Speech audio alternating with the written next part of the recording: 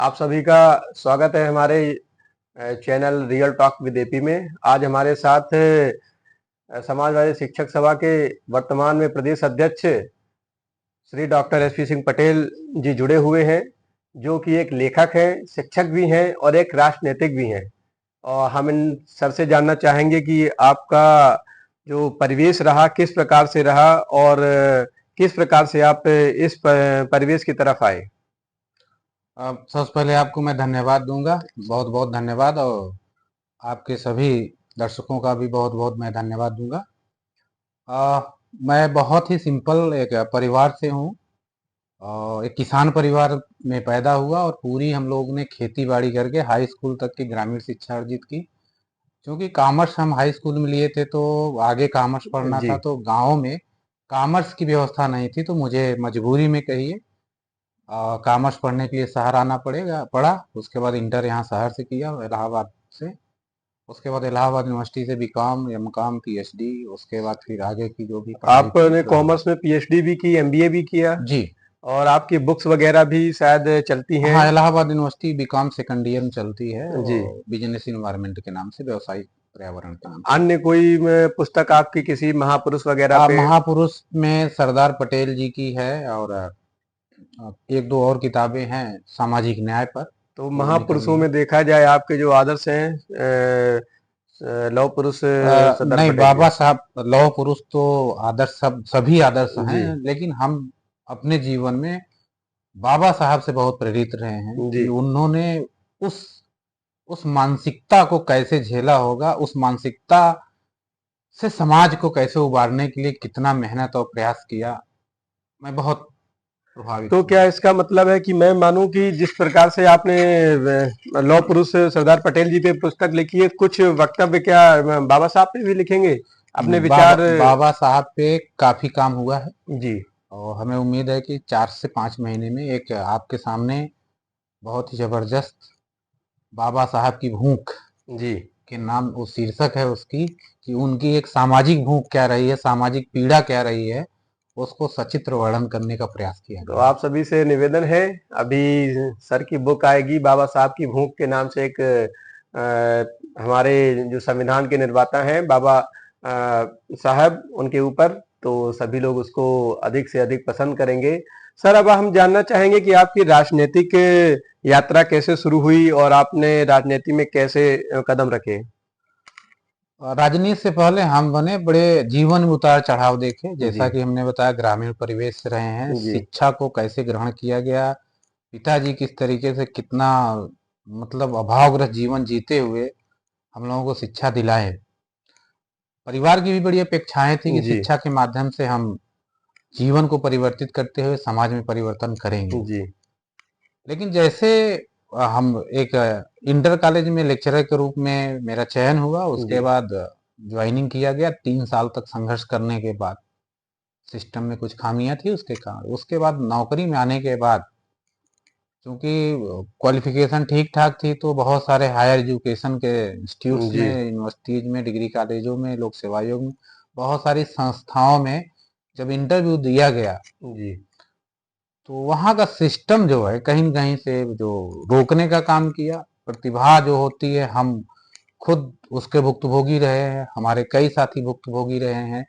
तो मुझको लगा कि नहीं, इस सिस्टम में कुछ न कुछ बदलाव की ज़रूरत है।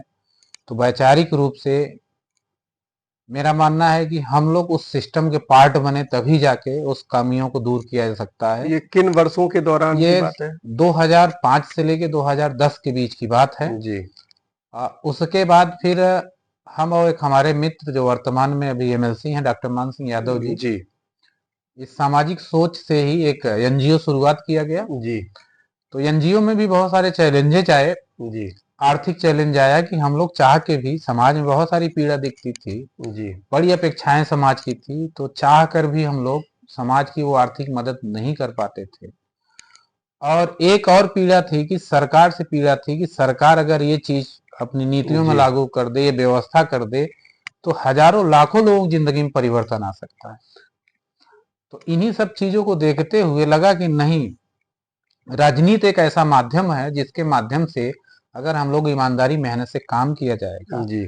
और जो लोग सत्ता में हैं उनको विधिवत और बेहतर तरीके से बताया जाएगा समाज की पीड़ा को, तो अगर हम लोगों के माध्यम से दो चार भी नीतियां उन गरीबों के पक्ष में बन गई तो जी लाखों जिंदगी बेहतर हो सकती है।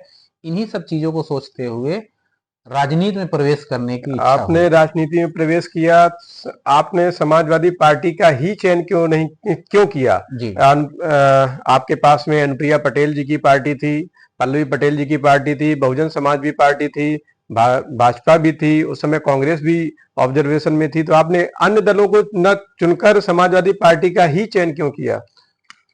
और जैसा कि नाम है समाजवादी पार्टी, जी और काम भी रहा है वो समाज के लिए। जी समाजवादी पार्टी का मतलब ही होता है, समाजवादी का मतलब ही है समाज के सबसे निचले तबके को जी जो भी सरकारी साधन संसाधन है उसके माध्यम से अपग्रेड किया जाए। जी तो श्रद्धेय नेताजी के कामों को हमने देखा था और बुनियादी चीजों को देखा था कि शिक्षा और स्वास्थ्य पे उन्होंने इतना काम किया जी कि जो दलित पिछड़ा शोषित वंचित समाज रहा है जी उसके जीवन में बहुत बड़ा परिवर्तन आया था। जी तो उस विधा को, उस चीजों को हमने माननीय अखिलेश यादव जी के 2012 से लेकर 17 के कार्यकाल में देखा। माने पूरा कार्यकाल नहीं था, 2012 से हमने 13-14 तक देखा। जी तो लगा कि कहीं न कहीं से नेताजी ने जो सपना देखा था, जो अधूरा काम था, उसको पूरा करने की जो मतलब एक जज्बा है वो जी माननीय अखिलेश यादव जी में है। और दूसरा है कि माननीय अखिलेश यादव जी से मिलने का जी एक बड़ा सरल तरीका है। और अखिलेश जी से जब भी मुलाकात अगर करनी हो, मुलाकात हो जाए तो उनसे बात करना भी बड़ा आसान है और वो समझते हैं इन चीजों को। और जब बात समझते हैं तो उसको लागू करने में उनको कोई दिक्कत नहीं। कहने का मतलब कोई भी सामान्य कार्यकर्ता अगर चला जाए और जी उनको समझ में आ जाए कि वास्तव में गरीबों के लिए, शोषितों वंचितों के हित की बात है, तो लागू करने में किसी तरीके से कोई दिक्कत नहीं होती। आप ये कहना चाहते हैं कि अन्य दलों की मुखिया की अपेक्षा समाजवादी पार्टी के मुखिया से अपनी बात कहना और मिलना बहुत सरल है? निश्चित रूप से, चूंकि ये पार्टी के सर्वे सर्वा है जी और कहीं हम जाते तो वो भी शायद उतने माने इम्पावर नहीं जी रहे जी हैं, जी उनको जी उतना पावर नहीं थी। लेकिन माननीय अखिलेश यादव जी की जो व्यक्तित्व है वो अद्भुत है, उसको हम शब्दों में बयां नहीं कर सकते जी हैं। उनसे बहुत आसानी से समाज का काम कराया जा सकता है बस। वर्तमान में आप समाजवादी शिक्षक सभा के प्रदेश अध्यक्ष हैं एवं पूर्व में इलाहाबाद झांसी शिक्षक खंड से चुनाव भी लड़ चुके हैं। आप समाजवादी शिक्षक सभा का भविष्य क्या देखते हैं? पार्टी में, समाजवादी पार्टी में शिक्षक सभा का आप भविष्य क्या लेकर चलते हैं? जैसा कि वर्तमान में भारतीय जनता पार्टी की केंद्र में और उत्तर प्रदेश में सरकार है, जी और यह सरकार झूठ की बुनियाद पर, जी पाखंड की बुनियाद पे, अफवाह की बुनियाद पे टिकी हुई है। जी और कहीं न कहीं से समाज में जो भी इनका जनाधार है इसी बेस पे है। ऐसे में एक बुद्धिजीवी तबका जी समाज का, और जिसमें शिक्षक वर्ग सबसे अग्रणी भूमिका में होता है, उसकी महती भूमिका होती है कि वह समाज का एक बड़ा वर्ग है जो लगभग 1/3 वर्ग है, जी जो गांवों में रहता है और समाज की मुख्य धारा से थोड़ा सा कहीं से अलग थलग है। हाँ, उसको सूचनाएं मिल जाती हैं, लेकिन जी सूचना कैसे मिलती हैं वह आज आप जान रहे हैं, व्हाट्सएप जी और फेसबुक हाँ, सोशल सोशल मीडिया का मीडिया के जमाना माध्यम है। से। जो उस पे परोसा जाएगा वो उनको मिलेगा। जी तो ऐसे में सही बात को सही तरीके से सही समय पे पहुंचाने की, बताने की जिम्मेदारी और जवाबदेही मेरा मानना है कि वह कहीं न कहीं से बुद्धिजीवी वर्ग का है, उसमें शिक्षक वर्ग का है। जी तो ऐसे में समाजवादी शिक्षक की भूमिका बड़ी महत्वपूर्ण हो जाती है कि जो सरकार की नाकामियां है जी उसको सही तरीके से बताया जाए। और पिछली सरकार, समाजवादी सरकार की जो कामयाबियां रही हैं, जी जो उसकी सोच रही है, जो उपलब्धियां रही हैं और जो आगे की उनके सपने हैं समाज के लिए, उसको बताया जाए विधिवत तरीके से। तो समाजवादी शिक्षक सभा इसमें बड़ी महत्वपूर्ण भूमिका का निर्वहन कर सकता है, यह मेरा मानना है। जी तो आप एमएलसी का चुनाव लड़े, शिक्षक विधायक का चुनाव लड़े आप, आपके साथ साथ अन्य जगहों पे भी स्नातक और शिक्षक विधायक के चुनाव हुए थे। क्या कारण रहा कि आप की पार्टी या आप स्वयं चुनाव नहीं जीत पाए? देखिए, भारतीय जनता पार्टी को पूरी तरीके से लोकतंत्र पे भरोसा नहीं है, जी लूट तंत्र पे भरोसा है। वह कहीं न कहीं से हर एक स्टेप पे जी यह गुंजाइश देखते हैं कि कहां से किस तरीके से बेईमानी और भ्रष्टाचार करके किसी भी चुनाव को जीता जा सके, किसी भी मिशन को कामयाब किया जा सके। जी तो उन्हीं सब में इन्होंने हर स्तर से बेईमानी करने की कोशिश की, दबाने की कोशिश की। और मुझे याद है कि इसके पहले का जो चुनाव हुआ था, जी तो वो भी शिक्षक एमएलसी का था। जी समाजवादी पार्टी के प्रत्याशी महज कुछ सौ वोटों से हारे थे। जी तो कहने का मतलब है कि समाजवादी पार्टी को हार पसंद थी, लेकिन जी बेईमानी किसी तरीके से पसंद नहीं थी। लेकिन भारतीय जनता पार्टी के समय में सभी लोग जानते हैं, क्षेत्र में आप पता करिएगा जी कि किस तरीके से तांडव किया गया, किस तरीके से शासन प्रशासन का दुरुपयोग किया गया। जी और एक समाज में यह मैसेज देने के लिए कि हम सभी सीट जीत सकते हैं, और जीत के उन्होंने गलत तरीके से लोगों को गलत तरीके से बताने की कोशिश की कि हम चुनाव जीत गए हैं, और चुनाव को ही ये सब कुछ मानते हैं। जी तो लोकतंत्र में लोगों को तंत्र जो है, लोक का तंत्र है, वो जी बचा नहीं है, लूट का तंत्र है। तो लूट के आधार पे इन्होंने इस तरीके से चीजों की है, जो कि सही नहीं है, किसी भी जी जी ठीक समाज के लिए वो सही नहीं है। वर्तमान में समाजवादी पार्टी में एक ही बेहद मतलब कह सकते हैं कि उत्कृष्ट मुद्दा है पीडीए। हाँ, आप पीडीए को किस तरीके से देखते हैं? क्या भविष्य है पीडीए का समाजवादी पार्टी में?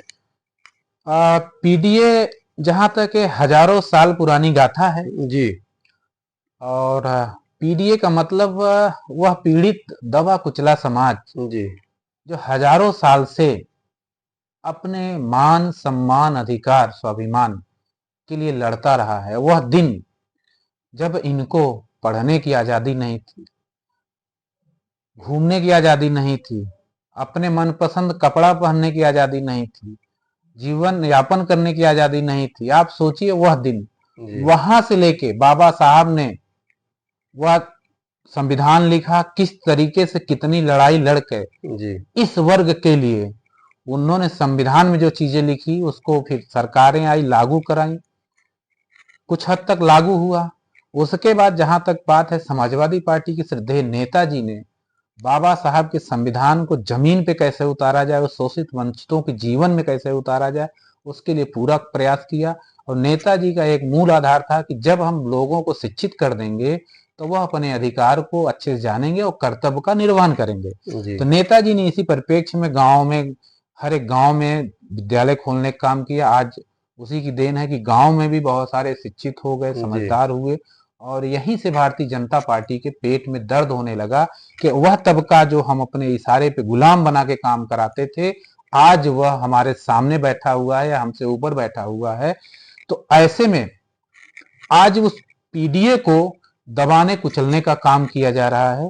तो माननीय राष्ट्रीय अध्यक्ष जी उस पीडीए के साथ कंधे से कंधा मिला के चल रहे हैं, उनके सुख दुख में एक दिन रात काम करने की कोशिश कर रहे हैं। और जो जितना दबाने कुचलने का काम भारतीय जनता पार्टी द्वारा किया जा रहा है, उतना यह दबा कुचला समाज माननीय राष्ट्रीय अध्यक्ष जी के नेतृत्व में सीना तान कर इस आताताई सरकार से लड़ने का काम कर रही है। समाजवादी पार्टी के राष्ट्रीय अध्यक्ष श्री अखिलेश यादव जी से पत्रकार अगर पीडीए का अर्थ पूछते हैं तो पत्रकार से सो कहते हैं कि पी फॉर पत्रकार, या कोई समाज का वो होता है ब्राह्मण समाज से उससे कह देते हैं P for Pandit, A for अगड़ा, डी फॉर दलित। तो क्या वो सभी को समाहित करके चल रहे हैं इसमें? राष्ट्रीय अध्यक्ष जी का कहने का मतलब है कि यह बहुत बहुत बड़ा क्षेत्र है। इसका सारांश यही है कि पीडीए का मतलब ऐसे पीड़ित वर्ग से है जो सरकार की नीतियों से, सरकार के कामों से, जी सरकार के आचरण से पीड़ित हैं। जैसे बेरोजगार, जी वह पीडीए में आएगा, वो चाहे किसी भी जाति समाज का हो। जी महंगाई, भ्रष्टाचार, वह कोई भी समाज हो।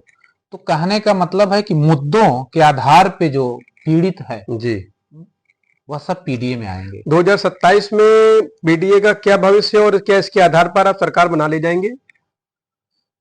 देखिए, इस समय जहां तक बात है कि यह पीडीए परिवार 90% है। जी और किसी भी प्रदेश में, देश में 90% पॉपुलेशन बहुत डिसाइडिंग होती है। जी मुद्दा बहुत है। जी अब यह पीडीए परिवार एकजुट है, भारतीय जनता पार्टी को समझ चुका है कि यह एक पूंजीवादी सरकार है।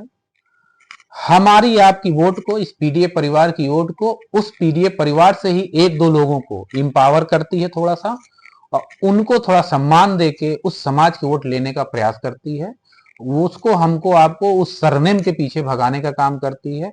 लेकिन पीडीए वर्ग जाग चुका है कि पीडीए का हित अगर सुरक्षित है, संविधान अगर सुरक्षित है, तो वह माननीय अखिलेश यादव जी के नेतृत्व में सुरक्षित है और उनके नेतृत्व में पूरे समाज की पूरी आस्था है। और निश्चित रूप से 2027 में जैसे 24 में बदलाव जी देखने का हम लोगों को मौका मिला, उसी तरीके से उससे बड़ा परिवर्तन 2027 में देखने को मिलेगा। अभी जस्ट 2026 में एमएलसी के चुनाव आ रहे हैं। इलाहाबाद झांसी में स्नातक एमएलसी का चुनाव है, लखनऊ में भी है, गोरखपुर फैजाबाद में भी होगा, बनारस में भी आपके 2 एमएलसी हाँ, हैं।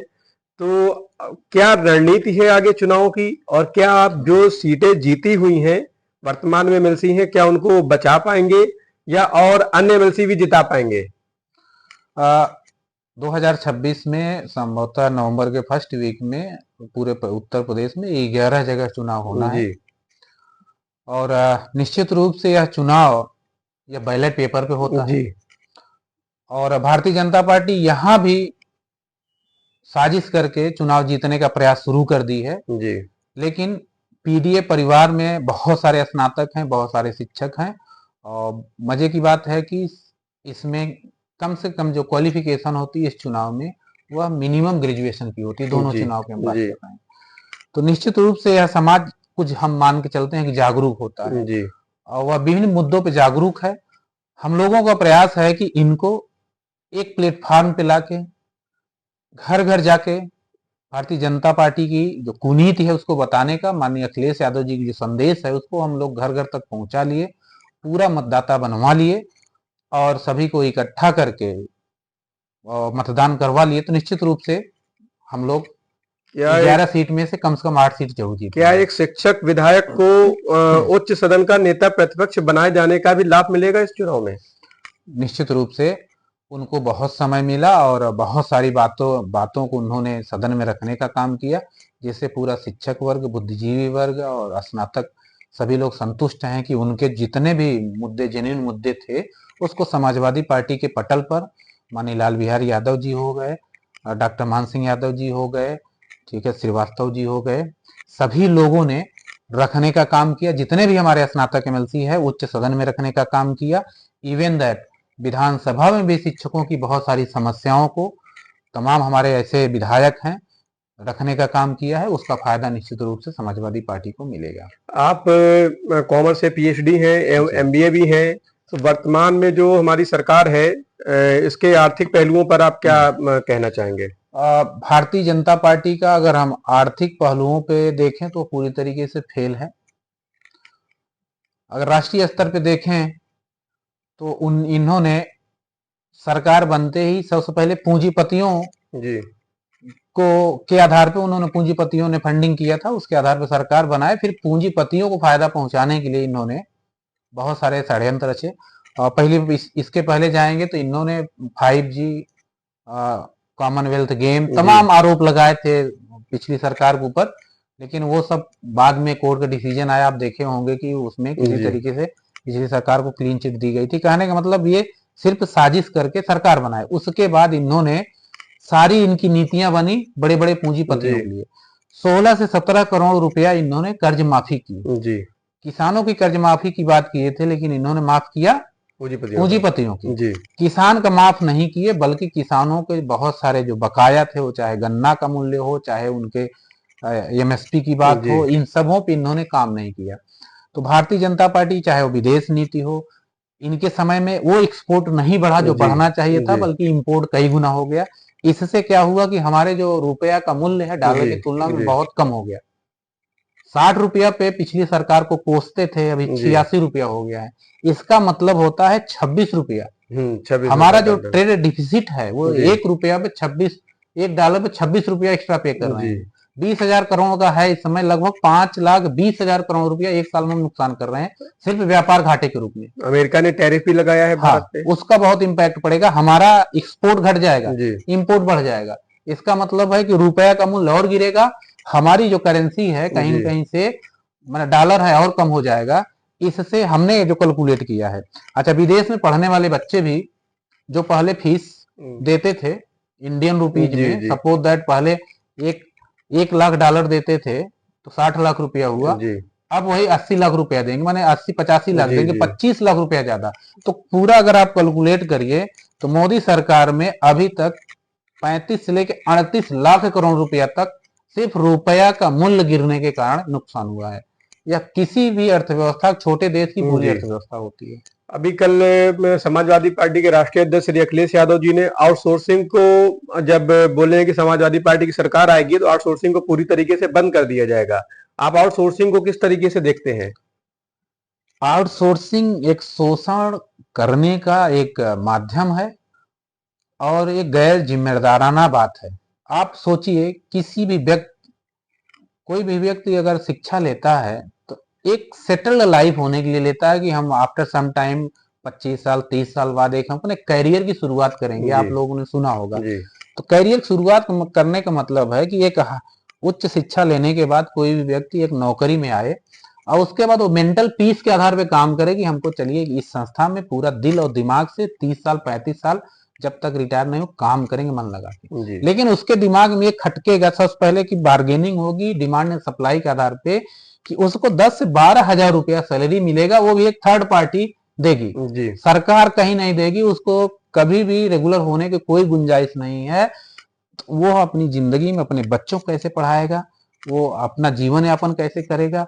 मैं सच जी बताए, आप एनालिसिस करिएगा कि उसको अगर एक दिन अपने जी बच्चे को, ये बच्चे से कहते बेटा क्या खाओगे क्या पहनोगे कैसे करोगे, संभव शायद नहीं है, वो एक दिन की जिंदगी वो जी अपने बच्चे को नहीं दे सकता नहीं है। संभव तो है। कहने का मतलब एक सम्मानजनक जिंदगी अगर वो ये आपका जी आउटसोर्सिंग नहीं दे सकता है जी तो ऐसी व्यवस्था किस काम की। वो हर एक व्यक्ति को सरकार की जिम्मेदारी है कि उसको सम्मानजनक जीवन जीने का हक है। जिसको आप फोर्थ क्लास में है, मुझे जी पिछली सरकारों में फोर्थ क्लास का बच्चा भी एमबीबीएस कर सकता था। हम्म आज ऊपर भी बैठा दीजिए, किसी का अधिकारी बना दीजिए, उसको आउटसोर्सिंग करवा दीजिए, उसके बच्चे को वो उसकी हैसियत नहीं होगी नहीं तो है। अपने बच्चे को वो अच्छे इंस्टीट्यूट में एजुकेशन दिला सके या प्रोफेशनल कोर्सों में वो एडमिशन करा सके। ऐसी कोई व्यवस्था नहीं है। आप एनपीएस और ओपीएस और जो वर्तमान में पेंशन योजना भी सरकार लाई है, इसको किस आधार पर देखते हैं आप? क्या अब देखिए, ओपीएस ही कंपलसरी है? सरकार, ये भारतीय जनता पार्टी बड़ी विचित्र सरकार जी है। जिन लोगों को जो चाहिए वो नहीं देगी। जी आपको अगर ये पेन की जरूरत है तो आपको पेंसिल पकड़ाएगी जी कि यह पेंसिल इस पेन से बढ़िया है। जी किसानों को वो 3 काला कानून बताती थी बढ़िया है, जी किसान कह रहे नहीं हमको ये नहीं, हमको एमएसपी दीजिए। आप जी देखो कितना बड़ा जी आंदोलन हुआ। बहुत बड़ा आंदोलन। सेना में भारतीय जनता पार्टी बोलती है नहीं ये अग्निवीर सही है, जी अग्निपथ योजना सही है, अग्निवीर सही है। जी लेकिन सेना के जो बच्चे भर्ती होने वाले हैं बोलते हैं नहीं पुरानी व्यवस्था सही थी, जी हमको ये नहीं चाहिए। लेकिन भारतीय जनता पार्टी ये बोलती। सेम शिक्षकों और कर्मचारियों के लिए भी, सभी शिक्षक कर्मचारी आंदोलनरत इसलिए हैं हमको पुरानी व्यवस्था जी दीजिए। लेकिन ये कहते हैं कि नहीं नई व्यवस्था।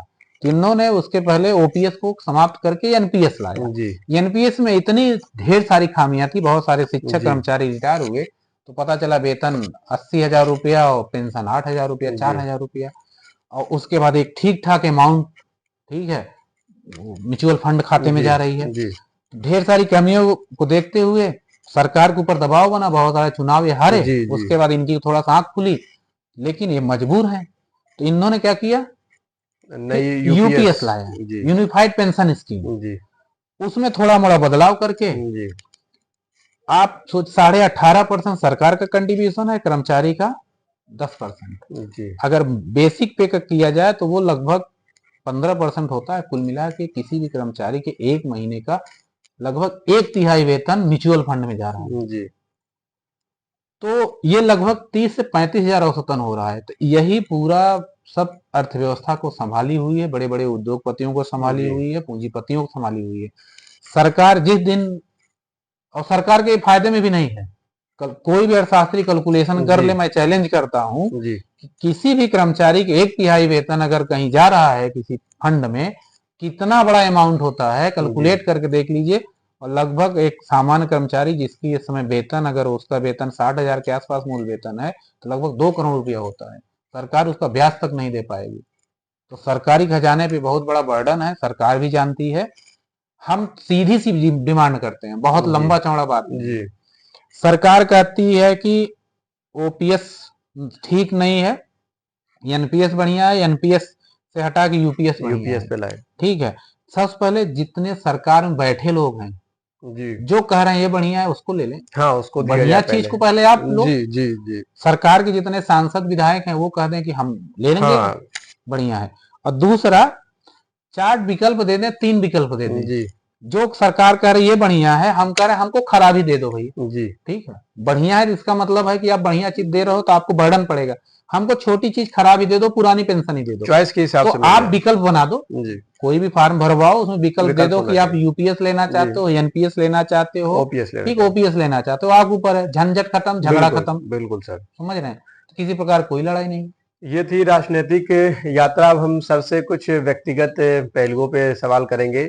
सर, आप किस महापुरुष को अपना आदर्श मानते हैं? आपके पसंदीदा या डॉक्टर अंबेडकर जी। अंबेडकर जी को।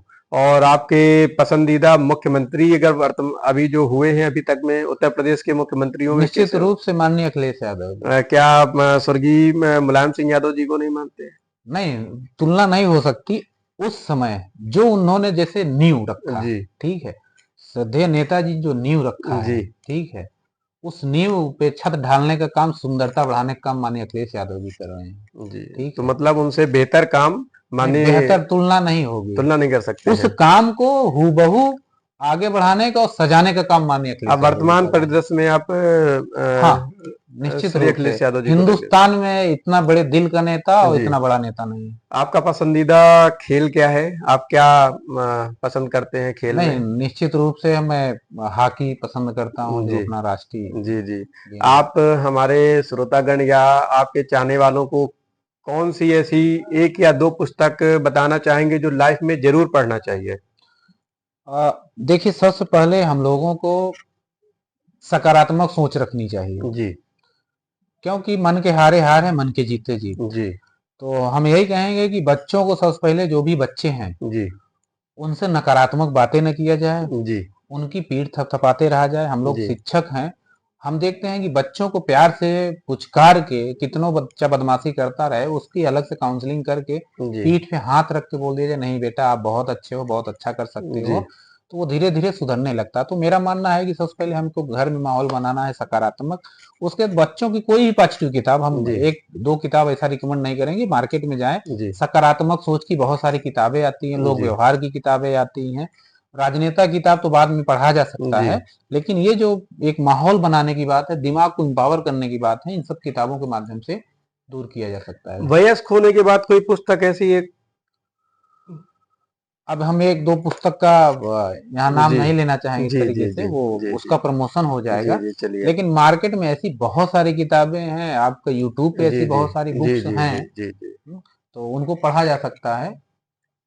चलिए, यही वार्ता हमारी सर के साथ समाप्त होती है। हमारे सर हमारे साथ शिक्षक सभा के प्रदेश अध्यक्ष डॉक्टर एसपी सिंह पटेल जी थे।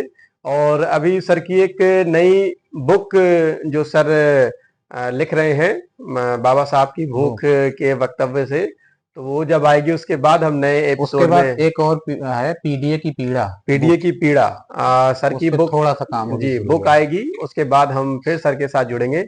सभी को धन्यवाद, नमस्कार। आप सबको नमस्कार।